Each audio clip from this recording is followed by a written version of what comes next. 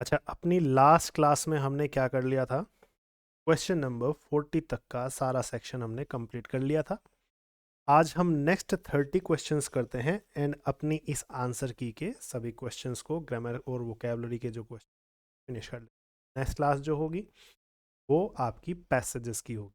ठीक है, आज आपका पैसेजेस को छोड़ करके बाकी सारी चीज़ें फिनिश हो जाएंगी।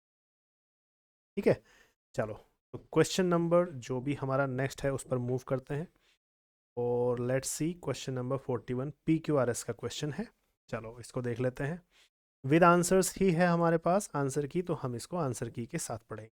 ठीक है, let's see. My option for this question is chosen number 1, है ना। ये मेरा जो चोजन आंसर ये था और एसएससी ने भी आंसर यही। ठीक है, तो बेसिक सी चीज़ें हैं। चलो खैर, हम यहाँ पर लाइन से ही पढ़ेंगे, जो हमें सही क्रम दिया हुआ है उससे पढ़ेंगे, क्योंकि हम यहाँ पर इसे एक पैसेज की नज़र से देख रहे हैं। ठीक है, हमें हिंदी जो है अपनी इम्प्रूव करनी। तो सबसे पहले यहाँ पर कहा गया है कि सी आपको पहले रखना चाहिए, दैट मीन्स ये पहला होगा। चलो पढ़ते हैं। This year Alan Garner became the oldest author ever to be shortlisted for the Booker for the Booker Prize। इस साल जो है एलन गार्नर ऐसे सबसे बड़ी उम्र के ऑथर बने। ओल्डेस्ट का मतलब पुराने नहीं कहा जाएगा, एज के बारे में कहा जाता है अगर व्यक्ति के बारे में कहा जाए तो सबसे बड़ी उम्र के ऑथर रहे जिनको शॉर्टलिस्ट किया गया, किसके लिए, बुकर प्राइज के लिए, मतलब उन्हें पुरस्कार देने के लिए शॉर्टलिस्ट किया गया, उन्हें चुना गया। फॉर हिज स्मॉल, उनकी एक छोटी सी बट माइटी नोवेल के लिए। माइटी नोवेल का मतलब जो दमदार था, है ना। माइटी का मतलब शक्तिशाली होता है। तो एक दमदार नोवेल लिखने के लिए उन्हें चुना गया। और उस नोवेल का नाम क्या था, ट्रैकल वॉकर, है ना। ट्रैकल वॉकर एक लड़के का नाम है। इस नोवेल में दादी नानी की कहानियाँ जैसे होती हैं, इसी तरह की एक बच्चे की कहानी है। ठीक है, जो कि इंग्लिश लोग अपने बच्चों को सुनाते हैं। ठीक है, तो उसमें ये लड़का है और बुक का नाम भी, नोवेल का नाम भी ट्रैकल वॉकर ही रख दिया यहाँ पर। ठीक है, इसके बाद कहा है इसने कि ए पार्ट लगाएं, तो ए पार्ट पढ़ते हैं, ये दूसरे नंबर पे आएगा। द बुकर, ये जो बुकर हैं, ये बुकर कौन है, जिनका नाम है एलन गार्नर। ठीक है, ये जो बुकर हैं इज अवॉर्डेड ऑन 17 अक्टूबर, उनको पुरस्कार दिया गया है कब, 17 अक्टूबर को। Which also happens to be Garner's 88th birthday, और ये गार्नर का मतलब इस लेखक का 88वां बर्थडे भी था। अ कोइंसिडेंस, जो कि एक कोइंसिडेंस या इत्तेफाक समझ लो, that itself feel a little magical, जो खुद में भी एक मैजिकल चीज़ लगती है। ये कहानी भी थोड़ी सी जादुई है, जैसे परियों की कहानी होती है, इस तरह की ये कहानी है। और इन्हें जब जिस दिन त्योहार मिला उस दिन इनका बर्थडे है, तो ये भी थोड़ा सा जादुई लगता है। ये बात इसने बताई है। ठीक है, तो पहले तो ऑथर का नाम दे दिया, फिर ऑथर से कनेक्ट कर दिया द कह करके। द आर्टिकल का मतलब वो वाला ऑथर, है ना। तो इसके तुरंत बाद ये आना चाहिए। हिंट आपको आ गया होगा कि क्यों सी के बाद ए आ रहा है।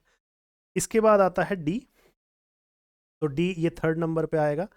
तो ट्रैकल वॉकर, अब इस कहानी के बारे में थोड़ा सा बताया है। ट्रैकल वॉकर कौन है, एक क्या है, एक ड्रीम लाइक फेबल है, मतलब एक सपनों के जैसी कहानी है। और फेबल का मतलब तुम जानते हो, वोकेबलरी में लिखना चाहो लिख लेना। फेबल का मतलब होता है कहानी या एक मनगढ़ंत कहानी, कुछ भी कह सकते हैं, है ना। Of A convalescent boy, convalescent का मीनिंग लिख लेना। वैसे कन्वेलेसेंट तुम्हें तुम्हारी सब्सटीट्यूट्स की लिस्ट में मिल जाएगा, जो मैंने बैच में दी हुई है। इसका मतलब होता है बीमारी से उभरना। तो एक ऐसे लड़के की ये कहानी है, एक सपनों जैसी कहानी है, जो कि बीमारी से ठीक हो रहा है, जिसका नाम जोसेफ है। ठीक है, ऐसे लड़के की। एंड ए रैगन बोनमैन, एक कबाड़ी वाला, रैगन बोनमैन का मीनिंग लिख सकते हो, जो कचरे का काम करता है, इस तरह का एक व्यक्ति हो गया। एक बोग ड्वेलिंग स्पिरिट, बोग का मतलब यहाँ पर कीचड़ या दलदल से ले सकते हो। ड्वेलिंग का मतलब उसमें रहने वाली, है ना, उसमें निवास करने वाली। स्पिरिट का मतलब जोश, उत्साह या आत्मा, कई चीज़ें इसके मीनिंग निकलते हैं सिचुएशन के अकॉर्डिंग। तो ऐसी जगह पर रहने वाली एक स्पिरिट के बारे में है। इज एट वंस, ये सभी एक साथ। एट वंस का मीनिंग तुरंत भी होता है, एट वंस का मीनिंग एक साथ भी होता है। तो ये सभी एक साथ, इनको मिला दें तो विशेष रूप से, कैरेक्टरिस्टिकली मतलब विशेष रूप से, ये एक क्रिप्टिक टेल हो जाती है। क्रिप्टिक थोड़ी सी डराने वाली या थोड़ी सी जो बच्चों को रोमांचित करती है, ऐसी एक कहानी हो जाती है। ऑफ अ चाइल्ड, एक ऐसे बच्चे की, थ्रेटेंड बाई डार्क फोर्सेस, जिसको काली शक्तियों के द्वारा डराया जाता है। थ्रेटन का मतलब डराना, जिसको भयभीत किया जाता है, डराया जाता है काली शक्तियों के द्वारा। इस तरह की ये कहानी है। अब मेडिटेशन ऑन, ये एक मेडिटेशन मतलब एक ध्यान की बात है। इस पर जो टाइम एंड मोर्टैलिटी पर है, मतलब समय और नश्वरता पर है, मतलब जो चीज़ें नष्ट हो जाती हैं उस चीज़ों पर है ना। मोर्टल एक वर्ड होता है जिसका मतलब होता है जिसका नाश किया जा सकता है। एक होता है इमोर्टल जिसे हम कहते हैं अमर, है ना। तो अमर का, इमोर्टल का उल्टा है ये नश्वरता। तो ये एक ध्यान की बात है जो कि समय और मोर्टैलिटी से संबंधित है। एंड ए विविड एग्जाम्पल, और ये कहानी एक स्पष्ट उदाहरण है। विविड का मतलब आप क्या लिखेंगे, स्पष्ट लिखेंगे। ये सब वोकेबलरी है तुम्हारी टोटल, जो तुम एंटोनी सोनिम में पढ़ते हो सब वही है टोटल। और एक स्पष्ट एग्जाम्पल है ऑफ फोक हॉरर, मतलब लोगों को एक डराने वाली जो कहानी होती है उसका एक स्पष्ट उदाहरण है। ठीक है, आगे बढ़ते हैं। डी के बाद इसने कहा है बी, लास्ट में ये पार्ट आता है।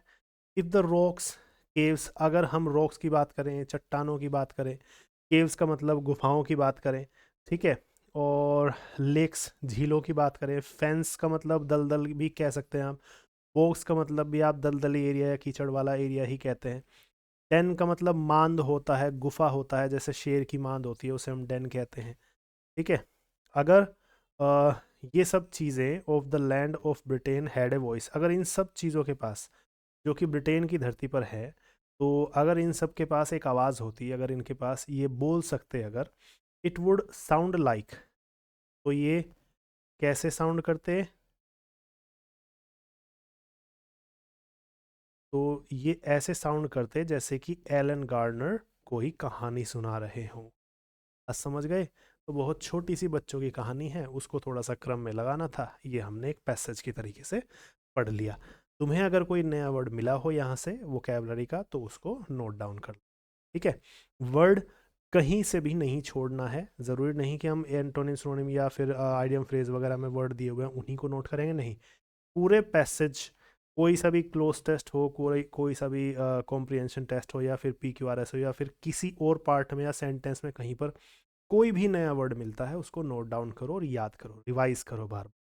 यही एकमात्र तरीका है जो तुम्हारा हिंदी सेंस सुधारेगा, जिससे तुम्हारे PQRS या क्लोज टेस्ट वगैरह सही हों, और कोई दूसरा तरीका नहीं होता।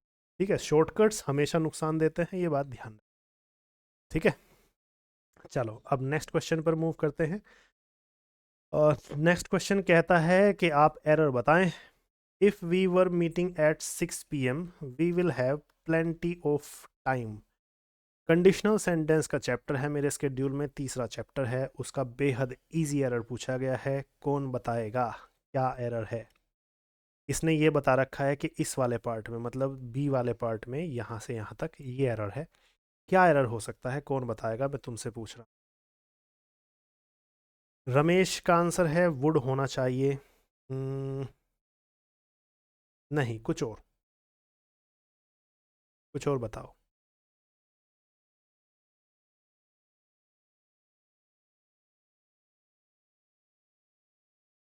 कौन बताएगा। आंसर इसने दिया हुआ है, बस आपको ये फाइंड आउट करना है कि क्या तरीका होगा जिससे ये सेंटेंस सही हो जाए। जो हिंदी थोड़ा सा सही गैस कर जाएगा वो थोड़ा सही आंसर दे पाएगा। रमेश ने आंसर दिया है मीट आना चाहिए, सुष्मिता का आंसर आर होना चाहिए, महक का आंसर है वर्क की जगह पर आर होगा। If we are meeting at 6 PM, अगर हम 6 बजे मिल रहे हैं। नहीं रमेश, तुम्हारा आंसर पहले सही था, है ना। अभी तुमने कहा कि या फिर आर मीटिंग हो सकता है, नहीं, पहले सही था। देखो ध्यान से सुनना समझना, मैंने एक रूल लिखवाया था कि इफ़ के बाद, इफ़ के तुरंत बाद अगर प्रेजेंट क्लाउज आता है, ये कंडीशनल सेंटेंस में मेरे चैप्टर में रूल है, तो अगला क्लाउज जो है वो फ्यूचर होगा, है ना। अब देखो यहाँ पर जो है आगे हमारे पास फ्यूचर है, विल प्लस फर्स्ट फॉर्म है, विल हैव है, हमारे पास बहुत समय होगा, प्लेंटी ऑफ टाइम होगा, ये बात सेंटेंस में कही गई है, तो हमें यहाँ पर प्रेजेंट चाहिए। अब कोई बच्चा तो आंसर दे रहा है कि सर मीट होना चाहिए, कोई बच्चा आंसर दे रहा है कि सर आर मीटिंग होना चाहिए। अब मैं दो हिंदी बोलता हूँ, बस मुझे ये बता देना कौन सी सही है, पहली सही है या फिर दूसरी सही है, वही हम अपना आंसर चुनेंगे। सेंटेंस की हिंदी है अगर हम 6 बजे मिलते हैं तो हमारे पास बहुत समय होगा, और दूसरी हिंदी है अगर हम 6 बजे मिल रहे हैं तो हमारे पास बहुत समय होगा। बताओ कौन सी हिंदी सही है। तुमसे पूछ रहा हूँ, बस फर्स्ट और सेकंड बता दो। अगर हम 6 बजे मिलते हैं ये वाली हिंदी सही है, या फिर अगर हम 6 बजे मिल रहे हैं ये वाली हिंदी सही है? हाँ, अब सबका आंसर सही आ रहा है। सुष्मिता, मीट सही हिंदी है, और प्रेजेंट इंडेफिनिट का क्लाउज ही यहाँ पर ज़्यादा होता है यूज़, इसीलिए आपका जो आंसर होगा वो पहला आंसर होगा।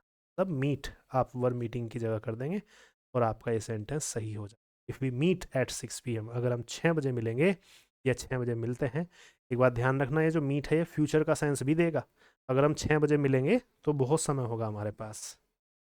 ठीक है, हाँ बिल्कुल सही रमेश। चलो अब आगे बढ़ जाते हैं। ये सेंटेंस कवर हुआ हमारा। बेसिक रूल पे पूछा था जो हमने पढ़ रखा है अपनी ग्रामर में, बाहर से कुछ भी नहीं है। ठीक है, अच्छा।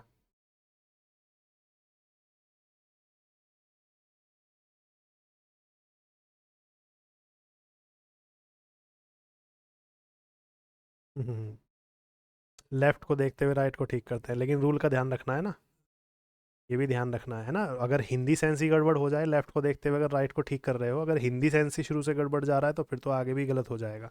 तो थोड़ा सा सेंस को भी संभालते चलना है। ठीक है, चलो आगे बढ़ते हैं। विल की जगह वुड क्यों नहीं लगाया? अगर हम शुरू से आखिर की तरफ देखें, वही बात मैंने आंसर दिया रमेश, कि अगर हम शुरू से आखिर तक तो ठीक चल रहे हैं, भाई हमने पीछे पास देख लिया लेकिन आगे हमने वुड लगा दिया, लेकिन उनका अर्थ भी तो देखो, उनका अर्थ कुछ बैठ ही नहीं रहा है ना। अगर हम इस टाइम मिल रहे थे तो ऐसे बहुत टाइम हो जाएगा, तो वो कॉम्बिनेशन ही नहीं बैठता। तो कॉम्बिनेशन भी तो सेट रखना है हिंदी सेंस का। चलो आगे बढ़ते हैं। Our defence minister has shown, हमारे जो डिफेंस मिनिस्टर हैं उन्होंने दिखाया है क्या, उन्होंने दर्शाया है क्या? His silver will by introducing this scheme, इस योजना को इंट्रोड्यूस करके, इस योजना को, इस स्कीम को इंट्रोड्यूस करके, सामने ला करके उन्होंने अपनी क्या दिखाई है? अब यहाँ से जो सिल्वर विल है या डायमंड विल है या गोल्डन विल है या आयरन विल है या स्टोनी विल है, इन सब से मजबूत इच्छा शक्ति का मीनिंग आ रहा है।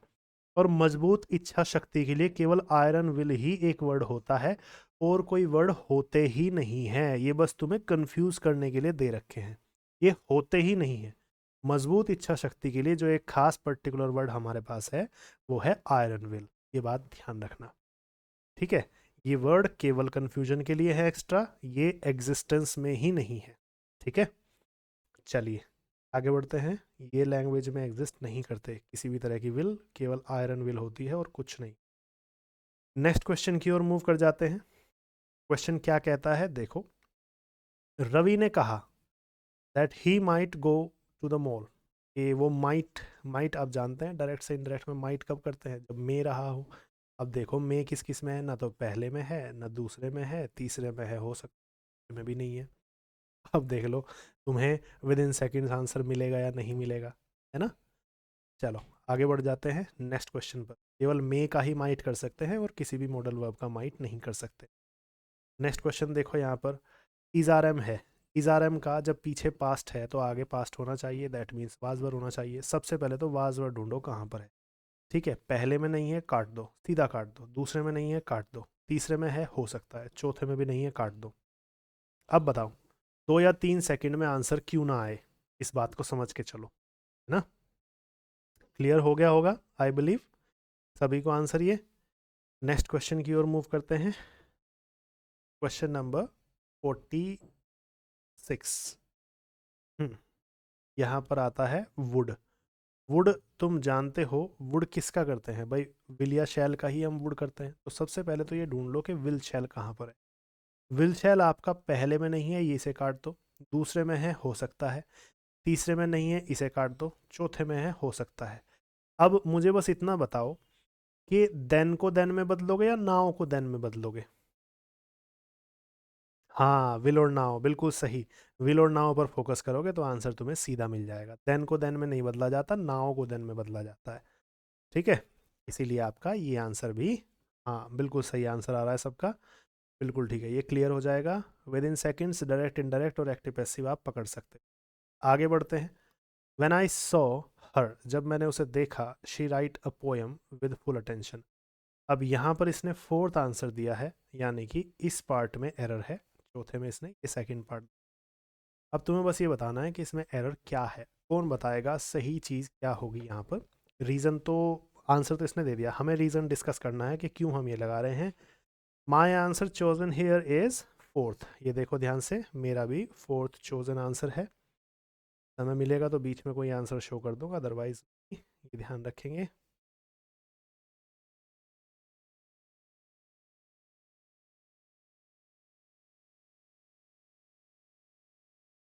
रोट, सुष्मिता ने बताया है रोट होना चाहिए। चलो, अब मैं यहाँ पर हिंदी बताता हूँ। व्हेन आई सॉ हर, जब मैं उससे मिला, जब मैंने उसे देखा या जब मैं उससे मिला, तो क्या आ रहा है, she write a poem with full attention. दो आंसर बताता हूँ, बताना कौन सा सही है।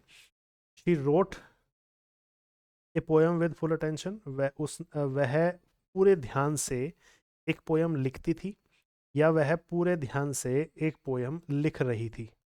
बताओ कौन सी हिंदी ज़्यादा सही है, पहली या दूसरी। शी रोट कहोगे या शी वॉज राइटिंग, बिल्कुल सही। अब ठीक आ रहा है सबका आंसर, सेकंड वाली हिंदी हमारी ज़्यादा सही। रोट नहीं लगाएंगे क्योंकि फ्लुएंसी हमारी वो नहीं है। ठीक है, बहुत बढ़िया। तो सबका आंसर सही है, यहाँ पर हमने आंसर डिस्कस कर लिया। ये बात ध्यान रखेंगे, अभी किसी भी बुक ने इनका आंसर प्रिंट नहीं किया है, केवल हम लोग अपनी समझ से ही इनके आंसर्स को डिस्कस कर रहे हैं, जो कुछ हमने सीखा है। अब यहाँ पर देखो, एक्टिव पैसिव में बदलना है, हैज़ हैव के साथ थर्ड फॉर्म है, और अगर इसका पैसिव बदलना हो तो बीन एक्स्ट्रा आता है। तो हैज़ हैव के साथ बीन और टोल्ड जहाँ पर भी है वही हमारा आंसर। तो हैज़ हैव के साथ बीन और टोल्ड पहले में आ रहा है, ये आंसर हो सकता है।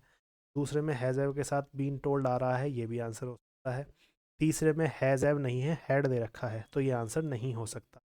चौथे में भी हैज़ हैव नहीं दे रखा, ये आंसर भी नहीं हो सकता। ठीक है, अब तुम दूसरी चीज़ जो हमें देखनी है वो बस सीधी सी सिंपल सी है कि हु का बाय हुम होता है, और वो एंड में हम रख नहीं सकते, वो शुरुआत में ही आता है हमेशा। इसी वजह से आपका आंसर पहला होगा, नहीं हो। By whom have you been, बिल्कुल सही आंसर है रमेश। ठीक है, बाय होम हमेशा स्टार्टिंग में ही आ सकता है, एंड में नहीं आ सकता, ये ध्यान रखें। अब बढ़ते हैं नेक्स्ट क्वेश्चन की ओर। लेट्स सी क्या है हमारे क्वेश्चन का answer. Let the door be closed, imperative sentences active passive voice में डिटेल में पढ़ाए हुए हैं, और तुम्हें पता है लेट वाला जो है, let the door be close, इस दरवाजे को बंद कर दिया जाए, ऑर्डर का भाव आ रहा है, और ऑर्डर का भाव किससे दिखाते हैं, सीधे वर्ब की फर्स्ट फॉर्म से दिखाते हैं, इम्पेरेटिव सेंटेंस, जो कि यहाँ पर है। प्लीज़ नहीं हो सकता है, डोर बंद कर दिया गया है, ये टेंस नहीं है, और विल बी क्लोज्ड फ्यूचर, ये भी नहीं हो सकता है ना। प्रेजेंट और फ्यूचर तो ये टेंस है ही नहीं, और प्लीज़ वाले यहाँ पर चांस नहीं है क्योंकि ऑर्डर दिया जा रहा है। ठीक है, इम्पेरेटिव है। ठीक, इसी वजह से आपका आंसर सेकंड होगा। आगे बढ़ जाते हैं। सुमा, सुमा इज़ मेकिंग टी, है ना, सुमा या सुमन जो भी है, टाइपिंग मिस्टेक ना हो कहीं है। ठीक है, या जो भी नाम भी हो सकता है, मुझे पता नहीं है इसका। इज़ मेकिंग टी, तो is are am plus I N G है, इसका जो पैसिव होगा वो इज़ आर एम होगा, बींग होगा, और थर्ड फॉर्म होगा। तो is are am being made जहाँ पर भी है वही आपका आंसर है। Is are am being made पहले में है, ये हो सकता है। दूसरे में इज़ आर एम नहीं है, काट दो। तीसरे में इज़ आर एम नहीं है, काट दो। चौथे में भी इज़ आर एम नहीं है, सीधा काट दो, है ना। Within 2 to 3 seconds answer आ रहा है, आप इससे ज़्यादा समय लग ही नहीं रहा है आंसर। आगे बढ़ते हैं। 50 क्वेश्चंस हो चुके हैं, 20 क्वेश्चंस और बचे हैं, फिर आपका ये सेट फिनिश हो जाए। लेट्स सी 51 क्या कहता है। कोई भी नया वर्ड मिले वो लिखते रहना। If you are going to keep eating those cookies, अगर तुम उन कुकीज़ को, उन बिस्किट्स को खाते रहोगे, you are going to your dinner, तो तुम अपने डिनर को क्या कर दोगे, बताओ। तुम अपने डिनर को चुप करा दोगे, म्यूट करना मतलब आवाज़ बंद कर देना, चुप करा दोगे, तुम अपने डिनर को अलाउ करोगे, तुम अपने डिनर की खुशी मनाओगे, चीयर का मतलब खुशी मनाना होता है, या फिर तुम अपने डिनर से चूक जाओगे। बताओ क्या आंसर है और क्यों है। सीधा सा समझ में आ रहा होगा भाई। पहले से अगर तुम बिस्किट्स वगैरह लगातार खाते ही रहोगे, खाते ही जा रहे हो, खाते ही जा रहे हो, तो फिर तुम्हारा पेट भर जाएगा। अब पेट भर जाएगा तो फिर डिनर कहाँ कर पाओगे, तो इसी वजह से तुम्हारा जो डिनर है वो तुम्हें मिस करना पड़ेगा या छोड़ना पड़ेगा। ये वाली फ्लुएंसी यहाँ पर आ रही है, दैट्स वाई आपका आंसर फोर्थ होगा। बेसिक अंडरस्टैंडिंग पर था, जिसने सही हिंदी समझी होगी उसका आंसर सही गया होगा। ठीक है, आगे बढ़ जाते हैं, नेक्स्ट क्वेश्चन देखते हैं। क्वेश्चन नंबर 52 क्या कहता है, पैसिव बदलो। तो हैज़ हैव के साथ थर्ड फॉर्म है, पैसिव में बीन एक्स्ट्रा आएगा, तो हैज़ हैव बीन रीऑर्गेनाइज्ड जहाँ पर भी है वो ये आपका आंसर है। तो हैज़ हैव बीन रीऑर्गेनाइज्ड यहाँ पर है, ये आपका आंसर हो सकता है। दूसरे में हैज़ हैव नहीं है, सीधा काटो। तीसरे में हैज़ हैव नहीं है, सीधा काटो। चौथे में भी हैज़ हैव नहीं है, सीधा काटो। अब देख लो कैसे आंसर विद इन सेकेंड्स आ रहा है। ठीक है, चलो आगे बढ़ जाते हैं। अब नेक्स्ट क्वेश्चन देखते हैं। Question number 53। 53 देखते हैं। लेट्स सी क्या आंसर है आपका। माई मोम मेड हर मफिन्स। मेरी माता ने उसके लिए क्या बना करके दिए? मफिन्स बना करके। मफिन छोटे छोटे केक होते हैं, कप जैसे, है ना, छोटे छोटे कप जैसे केक होते हैं, उनको मफिन्स बोलते हैं। But she did not eat none. लेकिन उसने कोई नहीं खाया, मतलब एक भी नहीं खाया। ये वाली फ्लुएंस पर है। ठीक है, हाँ, नोट के साथ नन नहीं आएगा। ये रमेश तुम्हारा बिल्कुल सही आंसर है। पर यहाँ पर एक नेगेटिव वर्ड आ गया, तो दूसरा वर्ड नेगेटिव नहीं आ सकता। तो नन का जो पॉजिटिव वर्ड होगा, चूंकि पहले नेगेटिव हो चुका है, इसलिए आपको यहाँ पर एनी रखना पड़ेगा। नो वन होता तो हम एनी वन रख देते। नन है तो खाली एनी से काम चला लेंगे। तो इसलिए हमारा आंसर जो है वो एनी वाला आना चाहिए। बाकी सब ठीक है, बाकी सब ठीक करने की कोई ज़रूरत नहीं टेंस में। लेकिन उसने कोई भी नहीं खाया। उन्होंने बहुत सारे मफिन्स बनाए उसके लिए, है ना, छोटे छोटे केक बनाए, लेकिन उसने कुछ भी नहीं खाया। ठीक है,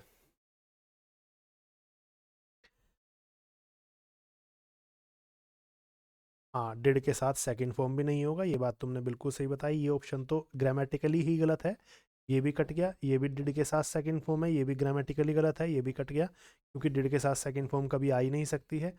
और डिड ईट नन, आगे नेगेटिव करने के बजाय पहले नेगेटिव करोगे तो ज़्यादा अच्छा रहे, इसीलिए फ्लुएंसी में जाता है फोर्थ ऑप्शन। ये बात आपको बेसिक बता रखी है ना। चलो आगे मूव कर जाते हैं। नेक्स्ट क्वेश्चन क्या है? क्वेश्चन नंबर 54 है। लेट्स सी यहाँ पर हमारे लिए क्या चीज़ काम की है। The lockdown during covid in certain places has imposed threatening constraints. इसने कुछ नहीं पूछा, सिर्फ सिनोनिम पूछा है अंडरलाइंड वर्ड का। अगर तुम बाकी चीज़ें या पूरा सेंटेंस ना भी पढ़ो तो भी तुम आंसर लगा सकते हो। कंस्ट्रेंट होता है किसी चीज़ को सीमित कर देना, किसी चीज़ को प्रतिबंधित कर देना। और प्रतिबंधित करना या फिर किसी को बंधन में डालना, वो रेस्ट्रिक्शन होता है ना, प्रतिबंध लगाना होता है। ये बात आप सभी जानते हैं। तो सिनोनिम पूछा था, सिनोनिम आपका चौथा सीधा।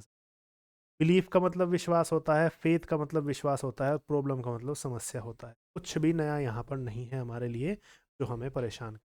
बस ध्यान रखना, रिस्ट्रेन, रेस्ट्रिक्शंस और कंस्ट्रेंट करना, दोनों का मीनिंग किसी को किसी पर बंधन डालना होता है या किसी को रोकना होता है किसी चीज़। ठीक है, चलो आगे मूव कर जाते हैं क्वेश्चन नंबर 55 की ओर। लेट्स सी यहाँ पर क्या चीज़ है, क्या चीज़ हमें करनी है। The difference between a male and a female still. जो भेदभाव है, डिफरेंस का मतलब वैसे तो अंतर होता है, लेकिन यहाँ पर भेदभाव मीनिंग लेकर के चलो, है ना। जो भेदभाव है किसके बीच में? मेल एंड फीमेल के बीच में। स्टिल, वो अभी भी हमारी सोसाइटी में मौजूद है। तो कोई चीज़ अभी भी मौजूद है, उसके लिए इन चारों में से केवल परसिस्ट वर्ड सबसे अच्छा है, क्योंकि परसिस्ट का मतलब जारी रहना या फिर वहीं पर रहना। ये वाली फ्लुएंसी परसिस्ट से आती है। तो वो चीज़ अभी भी है। इन दिस एरा, इस एरा में भी, इस युग में भी, एरा का मतलब युग होता है, where women have such great achievements, जहाँ पर वुमेन के पास, वो लेडी के पास ऐसी बड़ी उपलब्धियाँ भी हैं, इन एवरी फील्ड, हर फील्ड में। Still in some sections of our community, फिर भी हमारे कम्युनिटी के, हमारे समाज के कुछ सेक्शंस में, कुछ हिस्सों में, man is always termed, man को ही हमेशा टर्म किया जाता है सुपीरियर, मतलब उसे ही श्रेष्ठ बताया जाता है, किससे? वुमेन से। तो ये बेसिक हिंदी थी, और इसके लिए परसिस्ट वर्ड सबसे अच्छा था, मतलब अभी भी मौजूद होना वहीं पर। ठीक है, इंसिस्ट का मतलब होता है जोर देना किसी बात पर, रिक्वायर आवश्यकता होना, और डिफेक्ट किसी में कमी होना। बेसिक से वर्ड्स हैं, नया वर्ड कोई नहीं है पूरे सेंटेंस में ऊपर से नीचे तक। ठीक है, चलो, इजी आंसर, इजी क्वेश्चन। आगे बढ़ते हैं क्वेश्चन नंबर 56 पर। देखो एक चीज़ तुम्हें क्लियरली बता देता हूँ मैं। वो क्या है कि हम जितनी ज़्यादा प्रैक्टिस करेंगे, बस उतने ही ज़्यादा कम समय में हम बेटर स्कोर कर पाएंगे, और कुछ नहीं करना है। ठीक है, हम बस ज़्यादा समय ले लेते हैं, इसीलिए हम ज़्यादा क्वेश्चन पढ़ नहीं पाते हैं, या फिर पूरे क्वेश्चन अटेम्प्ट ही नहीं कर पाते हैं। और ये कारण सिर्फ ये है कि हमने ज़्यादा डेडिकेटेडली प्रैक्टिस सेट्स पर ध्यान नहीं दिया। और ये प्रैक्टिस सेट्स वाला जो कहानी है, ये जो टिप है, ये जो ट्रिक है, ये हर सब्जेक्ट पर अप्लाई होती है। अगर किसी भी सब्जेक्ट में तुम ये सोचोगे कि भाई मेरे तो बेसिक्स हो गए, अब मैं परफेक्ट हूँ, अब मेरा एग्ज़ाम क्लियर हो जाएगा, तो केवल तुम भ्रम में जी रहे हो। जो बच्चा प्रैक्टिस सेट्स का रूटीन रखेगा ना, सिलेक्शन केवल उसी का होगा, क्योंकि उसे ही एक्चुअल में टाइम मैनेजमेंट आएगी, उसे ही पता होगा कि किस चीज़ को मुझे कैसे ट्रीट करना है एग्ज़ाम में। अगर उसने खाली बेसिक ग्रामर पढ़ी है, या बेसिक रीजनिंग पढ़ी है, या बेसिक जीएस पढ़ी है, या बेसिक पिटमैन पढ़ी है, तो वो बच्चा क्लियर नहीं कर पाता है एग्ज़ाम को, ये ध्यान रखें। तो 3 से 4 महीने किसी भी सब्जेक्ट का बेसिक करके उसके बाद सिर्फ और सिर्फ प्रैक्टिस सेट अप्लाई करने चाहिए। यही एकमात्र तरीका है जल्दी से जल्दी अच्छा से अच्छा स्कोर करके अपनी मनपसंद पोस्ट लेने का। ठीक है, चलो, ये शॉर्टकट नहीं है, ध्यान रखना, इस तरीके में समय लगेगा, लेकिन एक बार समय पूरा दे दोगे, 1 साल 2 साल इस चीज़ को दे दोगे, तो दूसरे या तीसरे साल मैक्सिमम हर हाल में तुम्हारे पास केवल एसएससी स्टेनो नहीं, एसएससी का हर एग्ज़ाम तुम्हारे पैरों में होगा, ये बात ध्यान रखना। ठीक है, चलो, व्हील एंड वो बेसिक आइडियम, जिसका मतलब होता है सुख दुख की स्थिति, और सुख दुख की स्थिति आपके सामने सीधा है, आपकी लिस्ट में आपको मिल जाएगा, जिस जो याद करके गया होगा उसे ये आंसर बेहद इजी लगा होगा। ठीक है, हॉट एंड कोल्ड आप जानते हैं, सिंप्लिसिटी आसानी होती है, कॉम्प्लेक्सिटी जटिलता होती है ना, मुश्किल होती है, ये बात भी आप जानते हैं, अर्ली एंड लेट लेट, ये भी बेसिक वर्ड्स हैं। ठीक है, चलो आगे बढ़ जाते हैं, 56 हमारा कंप्लीट होता है। नेक्स्ट क्वेश्चन देख लेते हैं, 57 ये रहा। Although one's body language is a very powerful medium of expression, हालांकि जो एक इंसान की बॉडी लैंग्वेज जो होती है, मतलब जो इशारे करता है कोई भी पर्सन, जो अपने हाथ पैर के इशारे से या फिर अपने एक्सप्रेशन से जो चीज़ वो कह सकता है, वो बहुत पावरफुल मीडियम होता है बातचीत करने का, या अपने आप को, अपने भाव को जताने का। फिर भी वी एक्सप्रेस आवर थॉट्स, फिर भी हम अपने विचारों को किससे किससे दर्शाते हैं, या तो वर्बली, या तो मुंह से बोल करके मौखिक रूप से दर्शाते हैं, या फिर इस तरीके से दर्शाते हैं, थ्रू लैंग्वेज, लैंग्वेज के थ्रू, है ना, एक लैंग्वेज को बोलते हुए या फिर कुछ करते हुए हम अपने एक्सप्रेशन को दर्शाते हैं, अपने विचारों को दर्शाते हैं। विच इज़ आवर मेन वे, जो कि हमारा मुख्य तरीका है कम्युनिकेट करने का, बातचीत करने का जो हमारा मुख्य तरीका है। अब आप अपनी बात कैसे रखते हो किसी के सामने, भाई या तो बोल करके लिखते हो रखते हो, या फिर लिख करके, है ना। तो बोलना तो यहाँ पर वर्बली से हो ही गया, टेक्सचुअली का मतलब टेक्स्ट करना, किसी को मैसेज करना, या फिर किसी के सामने कोई चीज़ लिख देना, इसीलिए आपका आंसर टेक्सचुअली हो जाएगा। हमारा जो तरीका होता है किसी से बातचीत करने का, किसी तक अपना मैसेज पहुँचाने का, या तो मौखिक से होता है, या फिर लिख करके हम अपना मैसेज देते हैं, टेक्स्ट करना होता है, फिर लिखना होता है। ठीक है? अच्छा, आगे है हाइपरबोलिकली, जिसका मतलब होता है बढ़ा चढ़ा कर कहना, है ना, एग्जैजरेट करके कहना, बढ़ा चढ़ा कर कहना, है ना। एक होता है बेनफुली, बेनफुली का मतलब क्या हो जाएगा, हानिकारक रूप से कहना, मतलब ऐसी तरीके से कहना जो दूसरे को नुकसान पहुंचा दे, है ना, हानिकारक रूप से, ऐसे कह सकते हैं। और टेक्सचुअली आप समझ गए। और एक एनीमिकली, एनीमिकली क्या हो जाएगा, एक बीमारी होती है एनीमिया, जिसमें रक्त की कमी हो जाती है, तो यहाँ पर क्या करेंगे, रक्त की कमी से आप बात करते हैं किसी से, तो ये तो कहीं से कहीं तक भी सेट नहीं बैठता है ना। तो बस ऑप्शंस देने हैं, वो बात अलग है कि हाँ आपको थोड़ा सा टेस्ट करना। ठीक है, खैर चलो आगे बढ़ते हैं, नेक्स्ट वर्ड देखते हैं, क्वेश्चन नंबर 58 क्या कहता है। कोई वर्ड चूक जाए तो उसे लिख लेना, कुछ नया लगे तो लिख लेना।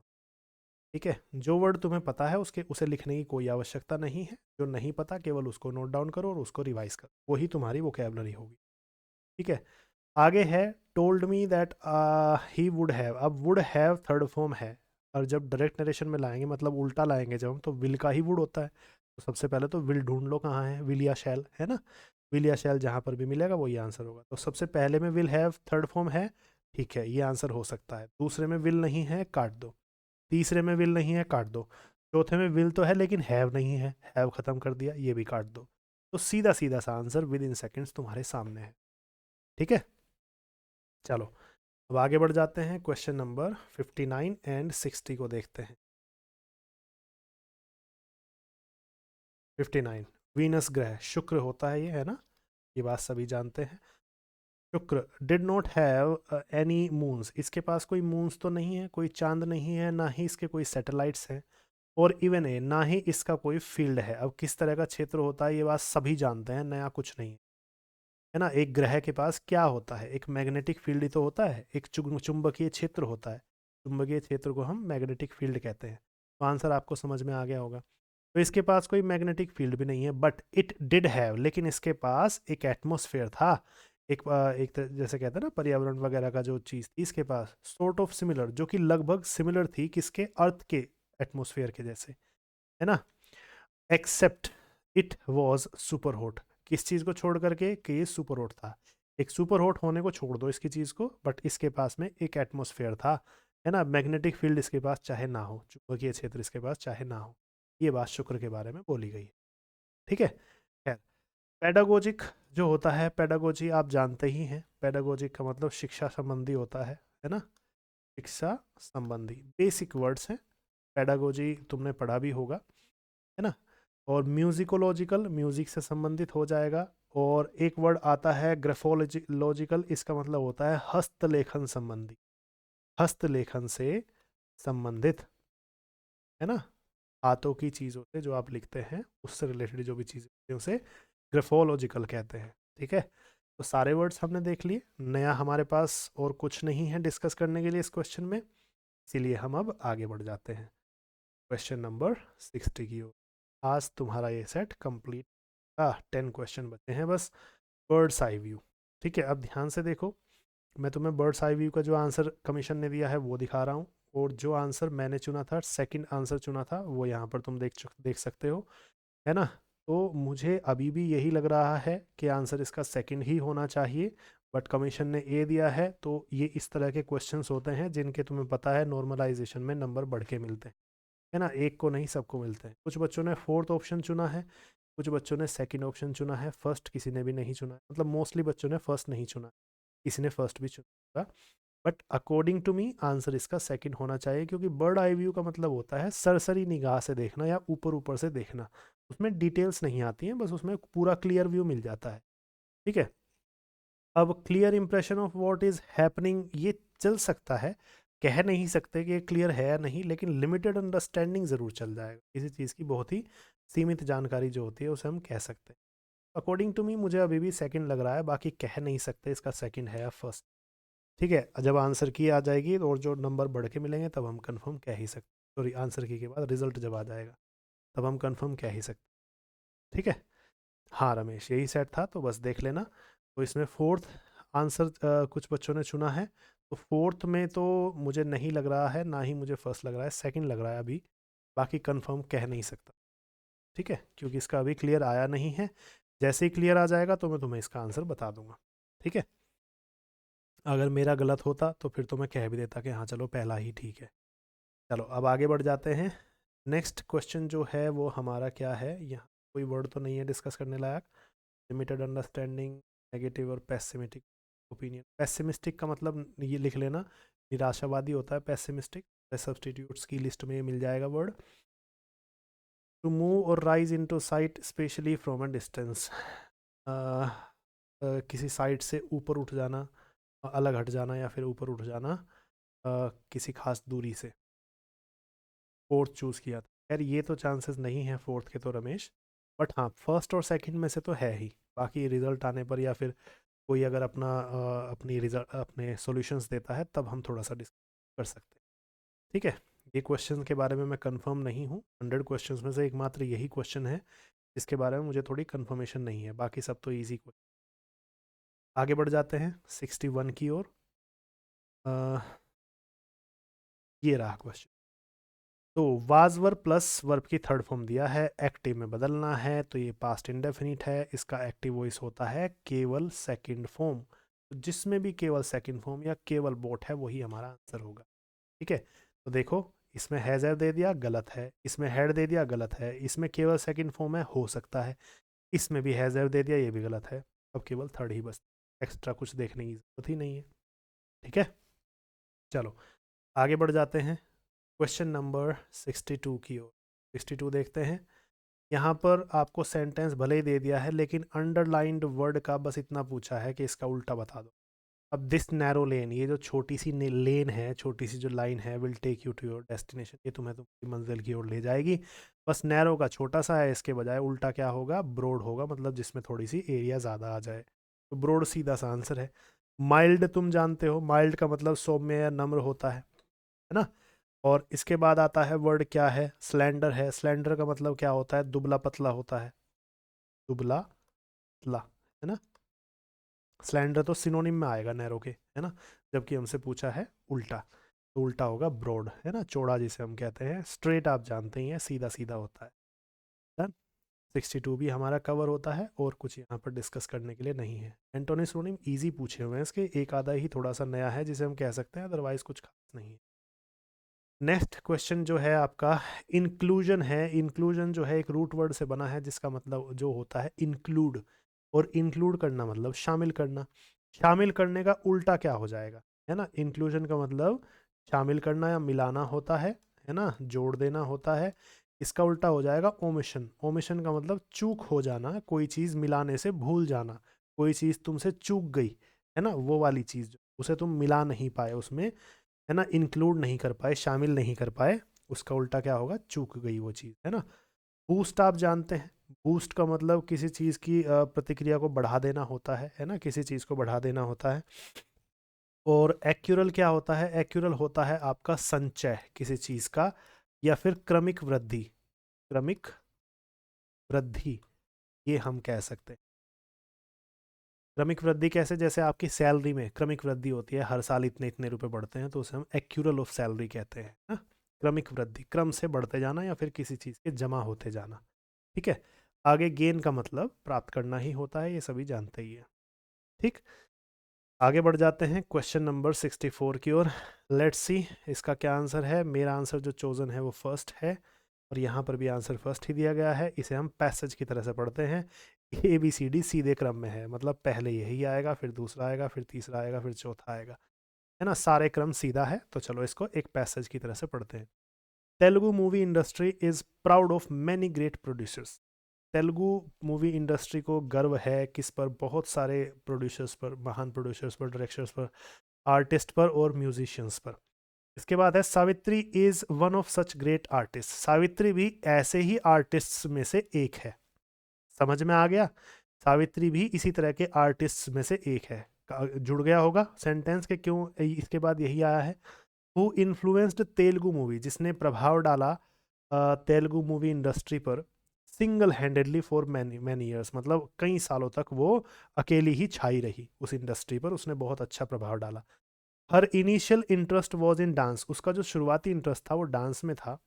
तो शी लर्नड डांस, इसलिए उसने डांस सीखा बिफोर एंटरिंग मूवीज, मूवीज में एंटर करने से पहले।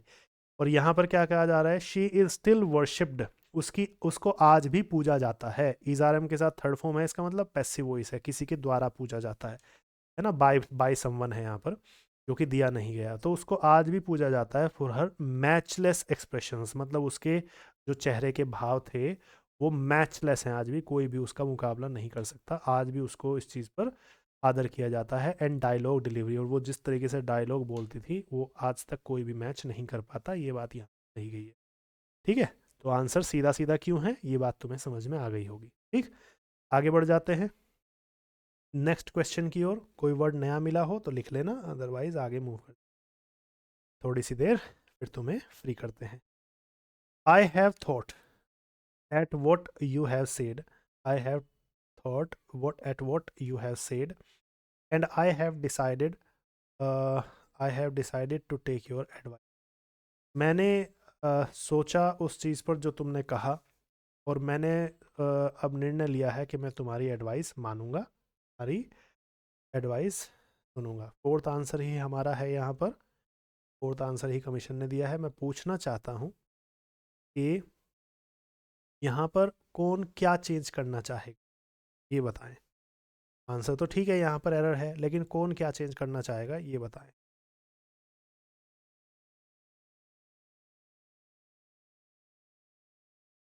जो तुमने कहा मैंने उस बारे में सोचा, बहुत सोचा, और अब मैंने डिसाइड किया है कि मैं तुम्हारी लूँगा और तुम्हारी एडवाइस लूँगा, ये सेंटेंस।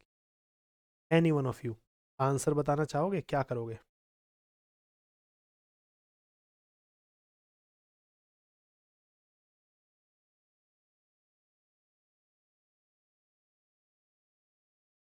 हेड लग रहा है सुष्मिता को। Anyone else please answer. Thought होगा सेकंड फॉर्म। अच्छा, मतलब हेड हैव हटाने के लिए कह रहे हो। सुष्मिता ने कहा है कि हैव की जगह पे हेड कर दो, रमेश ने कहा है कि हेड हटा ही दो। और कोई? फिर मैं बताऊंगा तो ये कहोगे सर बहुत आसान आंसर था, बस मुझे पता नहीं, ध्यान नहीं गया वहाँ पर। है थॉट की जगह केवल थॉट होगा, महक का आंसर भी यही है। चलो आंसर मैं बताता हूँ। बहुत बेसिक सा आंसर है, बहुत बेसिक से क्वेश्चन से लिख देता हूँ कि मान लो मैं तुम्हें कहूँ कि भाई तुम मेरे बारे में क्या सोचते हो, तो इसे इंग्लिश में तुमसे कैसे पूछूं? What do you think, what do you think at me कहोगे या अबाउट मी कहोगे, बस इतना बता दो मुझे। आंसर आ गया। हाँ अब सही है, अब ध्यान गया तुम्हारा। ठीक है, what do you think about me कहोगे, है ना। ऑफ भी हो सकता है, ऑफ होता है थोड़े टाइम के लिए किसी चीज़ पर सोचना, क्षणिक किसी चीज़ पर सोचना, अबाउट होता है लंबा सोचना किसी चीज़ के बारे में। अब सबका आंसर सही आने लगा है, तो खैर एट नहीं होता है, या तो अबाउट रखो या ऑफ रखो, यहाँ पर आंसर अबाउट ही ज़्यादा सही होगा क्योंकि काफ़ी सोचा किसी बारे में। ठीक है, तो एट काट दो, अबाउट रख दो, क्या फ्लुएंसी आएगी? I have thought about what you have said, है ना, what you said and I have decided to take your advice. बहुत बेसिक सा आंसर था। ठीक है, चलो चलो ठीक है, इजी क्वेश्चन था बट ध्यान नहीं गया बस उधर, तो इसी चीज़ की प्रैक्टिस हमें डेली करनी ही है, इसीलिए तो हम यहाँ पर हैं कि ऐसी चीज़ें जो ना होने के चांसेस हो उस पर भी हमारा ध्यान सही से जाए। नेक्स्ट क्वेश्चन 66 है PQRS का, मेरा आंसर भी फर्स्ट ही है यहाँ पर। चलो तुम्हें पैसेज की तरह से इसको पढ़ाता हूँ। ठीक है, तो सबसे पहले सी बताया है, मतलब ये पहले नंबर पे आएगा, फिर बी आ रहा है ये दूसरे नंबर पे, फिर डी ये तीसरे नंबर पे, और फिर ए चौथे नंबर पे। क्रम से पढ़ेंगे, ठीक है, ध्यान से देखो। In case none of your friends और फैमिली डिड सो, अगर तुम्हारे किसी भी फ्रेंड ने या फैमिली ने ऐसा ना किया हो। आई हैव थॉट इसलिए हुआ है महक, क्योंकि हिंदी क्या आ रही है कि मैंने बहुत सोचा है इस बारे में और अब मैंने निर्णय लिया है कि मैं तुम्हारी एडवाइस से चलूँगा। मैंने बहुत सोचा है कि फ्लुएंसी आ रही है वहाँ पर, इसीलिए हैज़ है थर्ड फॉर्म है। सोचा है का मतलब सोच चुका हूँ, उस काम को मैं काफ़ी कर चुका हूँ, बहुत सोचा। चुका है वाली फ्लुएंसी परफेक्ट टेंस, इसीलिए वहाँ पर हैव थॉट होना ज़रूरी है, उसमें कोई दिक्कत नहीं। ठीक है, उसमें कोई समस्या नहीं है। ठीक है महक, चलो आगे बढ़ जाते हैं। In case none of your friends and family did so, अगर तुम्हारे किसी फ्रेंड ने या फिर फैमिली मेम्बर ने अगर ऐसा ना किया हो। ठीक है, फिर उसके बाद B, let me be the first, तो चलो मैं पहला व्यक्ति बन जाता हूँ। ठीक है, तो मैं पहला व्यक्ति बन जाता हूँ to wish you a very happy new year. चलो मैं तुम्हें सबसे पहले हैप्पी न्यू ईयर विश कर देता हूँ अगर तुम्हारे किसी फैमिली मेम्बर ने या फ्रेंड ने ऐसा ना किया हो। ठीक है, आगे दिया गया है D, now before you ask, अब अगर तुम्हारे पूछने से पहले कि whether the spring sunshine has gone on my head, कि क्या मेरे दिमाग में कोई स्प्रिंग सनशाइन चल रही है, क्या तुम्हारे दिमाग में कुछ लड्डू फूट रहे हैं, क्या रीज़न है? स्प्रिंग सनशाइन का मतलब बसंत का सूर्योदय, है ना। मतलब क्या तुम्हें ऐसा लग रहा है कि भाई कुछ नया हुआ है कि क्यों भाई न्यू ईयर मुझे विश कर रहे हो? तो बिफोर यू आस्क, इससे पहले कि तुम पूछो कि मैंने न्यू ईयर तुम्हें विश क्यों किया, मैं तुम्हें आंसर देता हूँ इसका ए पार्ट में। आई मस्ट टेल यू, मैं तुम्हें बता दूं कि I am referring to the tax year, मैं तुम्हें जो है टैक्स ईयर की बधाई दे रहा हूँ, जो कि 1 अप्रैल से शुरू हो रहा है, मतलब दिन 1 अप्रैल का था और मैं अपने फ्रेंड को न्यू ईयर कह रहा हूँ।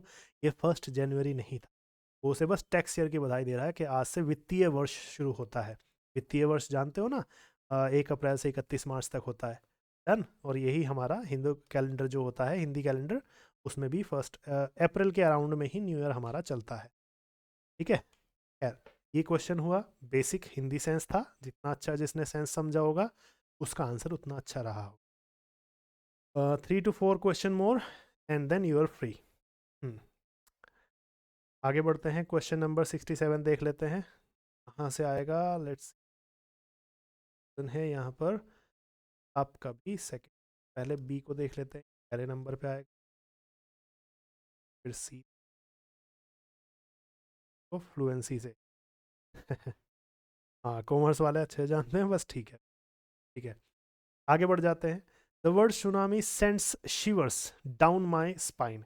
अगर मैं जब भी ये सुनामी वर्ड सुनता हूँ ना, तो ये शिवर्स पहुंचा देता है मेरी स्पाइन से नीचे तक, मतलब मेरी रीढ़ की हड्डी के कोर तक, मेरी रीढ़ की हड्डी के बिल्कुल नीचे तक कपकपी छूट जाती है सुनामी वर्ड सुनते ही। ये बात यहाँ पर कही गई है। शिवर का मतलब कांपना होता है।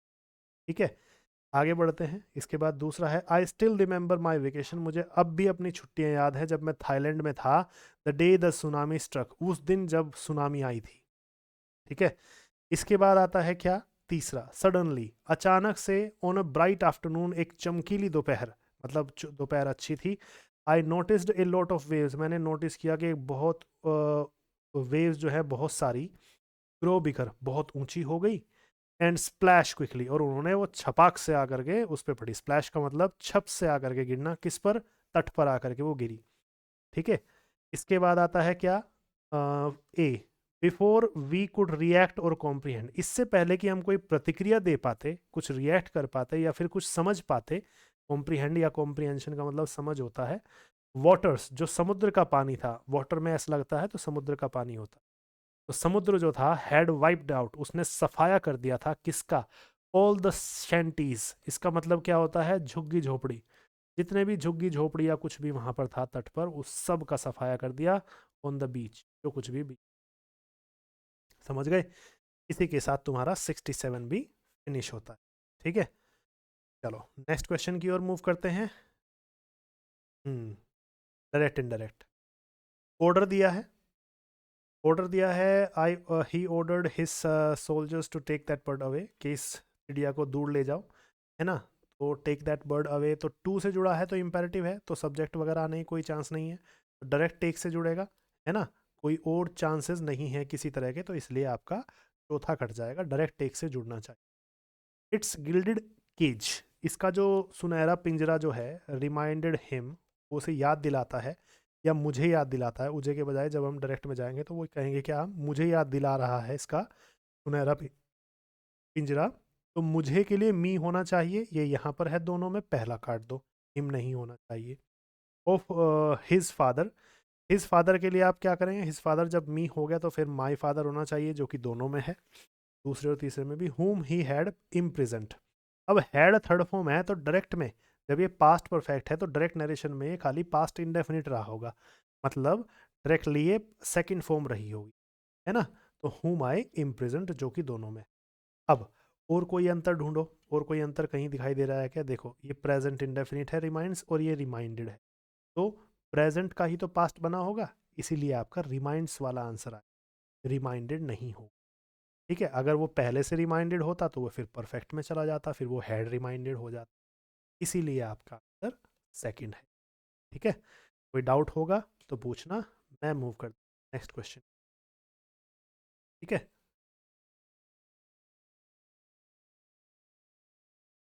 आगे बढ़ जाते हैं 69 की।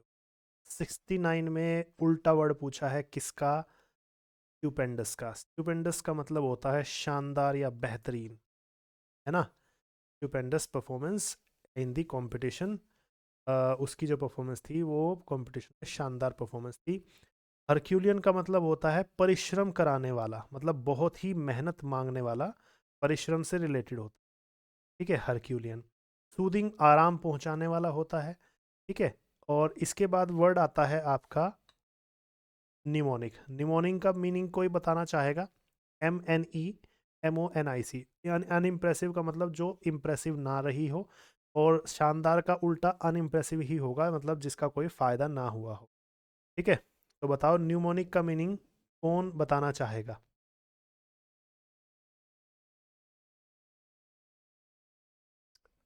न्यूमोनिक का मीनिंग, ये वो न्यूमोनिया वाला नहीं है ये क्या है, एक तरीका होता है जो कि याद करने में सहायक होता है याद करने में सहायक कोई भी तरीका हम न्यूमोनिक वे कहते हैं, है ना। जैसे टीचर्स जो हैं आपको कोई चीज़ याद कराते हैं अगर, तो वो किसी ना किसी न्यूमोनिक वे में कराते हैं ताकि वो आपको याद रह जाए। याद करने में सहायक, ये मीनिंग का कोई भी चीज़, कोई भी तरीका, कोई भी ट्रिक न्यूमोनिक वे कहलाता है। ठीक है, चलो आगे बढ़ जाते हैं लास्ट क्वेश्चन की ओर। This is our today's last question, and इसके बाद पैसेजेस शुरू हो रहे हैं जो कि हम नेक्स्ट क्लास में डिस्कस ठीक है, तो लास्ट क्वेश्चन आज का ये है 70th। इसी के साथ तुम्हारी आंसर की का वोकेबलरी और ग्रामर वाला सारा पोर्शन फिर। ठीक है, one should keep surroundings neat and tidy. एक व्यक्ति को अपने सराउंडिंग्स को, अपने आसपास के परिवेश को नीट एंड टाइडी, साफ सुथरा, व्यवस्थित रखना चाहिए। ये सेंटेंस है। अब वन का जोड़ा क्या होता है ये सबको पता है, सब जानते हैं वन का जोड़ा वन। बेहद बेसिक क्वेश्चन, बेहद बेसिक। ठीक है, तो आंसर इसका पहला होता है। वंस जो है वन का प्लूरल होता है, एक से ज़्यादा व्यक्तियों के लिए यूज़ किया जाता है, ये नहीं आएगा। हमें चाहिए था पोजेसिव केस जो कि अपोस्ट। देयर और देयर इसके कोई चांस ही नहीं है क्योंकि वन के लिए possessive. And with this question, your class is finished for today. Now, I open the house to ask questions. If you have one, please ask. चलिए, हमारे आंसर की फिनिश हुई। और हमारे आंसर की में 90 प्लस मार्क्स कैसे लाए जाते हैं, ये क्या क्या तरीका उसका हो सकता है, जो एक्चुअल तरीका मैं अप्लाई करता हूँ अपने एग्ज़ाम में, सिंपली तुम्हें बता दिया। यही चीज़ हम डेली प्रैक्टिस करेंगे और हर कोई इसी तरीके को जब प्रैक्टिस करेगा तो 40 to 45 मिनट्स पूरे के पूरे 100 क्वेश्चन ईजिली अटेम्प्ट कर पाएगा। 1 घंटा भी पूरा नहीं लगेगा। बस जो तरीका तुम्हें बताऊँ, पूरे 1 साल उसे फॉलो करते चलो। ठीक है, अभी से लेकर के एग्ज़ाम तक 10 महीने हैं, पूरे बोल रहा हूँ 10 महीने हैं। 10 महीने बहुत बैठते हैं अगर तुम मेरे साथ लगातार सेट करते रहे तो। ठीक है, कुछ खुद से करो, कुछ हमारे जो रूटीन में सेट्स लगे हुए हैं उन्हें करो। ठीक, जल्दी से बताओ कोई क्वेश्चन हो तो। टाइम पूरा हो चुका है, नेक्स्ट क्लास का टाइम हो रहा है। हाँ, 55 मिनट्स भी ठीक है रमेश। 50 मिनट्स तो मैं उसे कह रहा हूँ, 45 या 50 मिनट्स तो उन्हें कह रहा हूँ जिनकी बहुत अच्छी प्रैक्टिस होती है, जो बहुत ही बढ़िया गाइडेंस के साथ और बहुत बढ़िया डेडिकेशन के साथ पढ़ के आए हैं। 45-50 मिनट्स तो उन्हें लगते हैं। अगर आपको 60 मिनट से कम टाइम लग रहा है तो आप अच्छे लेवल पे हैं, ये ध्यान रखें। ठीक है, कोई बात नहीं, 55 मिनट्स ठीक है रमेश। पैसेज क्लोज टेस्ट में टाइम लगा वो इसलिए है क्योंकि आपको आदत नहीं है। डेली आदत डालो पढ़ने की। मैं भी नेक्स्ट सेट से जो है तुम्हें डेली एक पैसेज ज़रूर पढ़ाया करूँगा। आते ही सबसे पहले एक पैसेज ही पढ़ा करेंगे।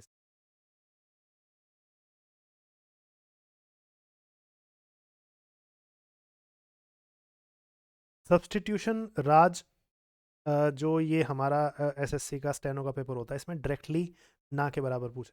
ठीक है, एक आधा हो तो हो, नहीं तो नहीं पूछे जाते। ना ही स्पेलिंग मिस्टेक्स इसमें डायरेक्टली पूछी जाती एसएससी स्टेनो के पेपर। बट इसका मतलब ये नहीं है कि जो सब्सटीट्यूट्स हैं वो वर्ड आए नहीं हैं। कहीं ना कहीं बीच बीच में सब्सटीट्यूट्स भी तुम्हें दिखे होंगे, जैसे पेसिमिस्टिक वर्ड दिखा होगा, है ना। इस तरह के कई वर्ड आते हैं, पर डायरेक्टली नहीं पूछता बस, है ना। ये है।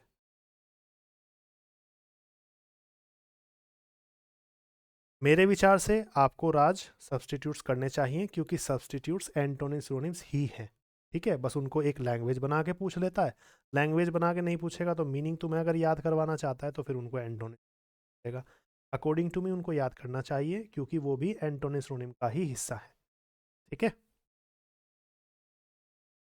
कोई भी लिस्ट ऐसी नहीं है, जो मैंने लिस्ट दी हुई है बैच में तुमको कैब में, कोई भी लिस्ट ऐसी नहीं है जो इम्पोर्टेंट ना हो, सब पढ़ना है। सब्सटीट्यूट्स को या तो सब्सटीट्यूट समझ के याद करो या फिर उन्हें एंटोनिम सिनोनिम याद समझ के याद करो, लेकिन करना ज़रूर है।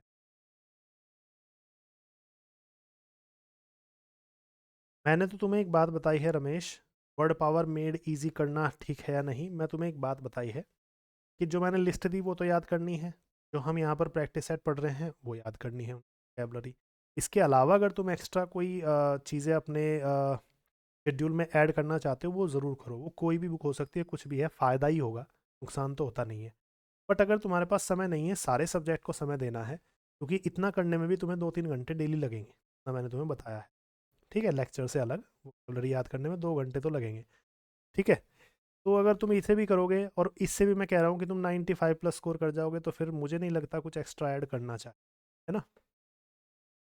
दो चीज़ बताई है मैंने, जो वोकैबलरी दी है वोकैबलरी सेक्शन में वो, और बस प्रैक्टिस सेट जो हम करेंगे वो वोकैबलरी 95 प्लस सिक्योर्ड हैं तुम्हारे, ये ध्यान रखना। एक दो वर्ड नए आते हैं उनसे कोई फ़र्क नहीं पड़ता।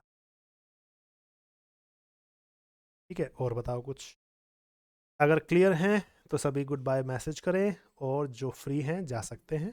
किसी के मन में कोई डाउट है तो पूछें। फिर नेक्स्ट क्लास भी शेड्यूल करनी है ग्रामर की। आज पास्ट इंडेफिनिट टेंस कराया जाएगा, प्रेजेंट इंडेफिनिट टेंस हम फिनिश कर चुके हैं इसमें। नेक्स्ट क्लास तुम्हारी मंडे होगी, ठीक है, सैटरडे संडे ऑफ रहेगा।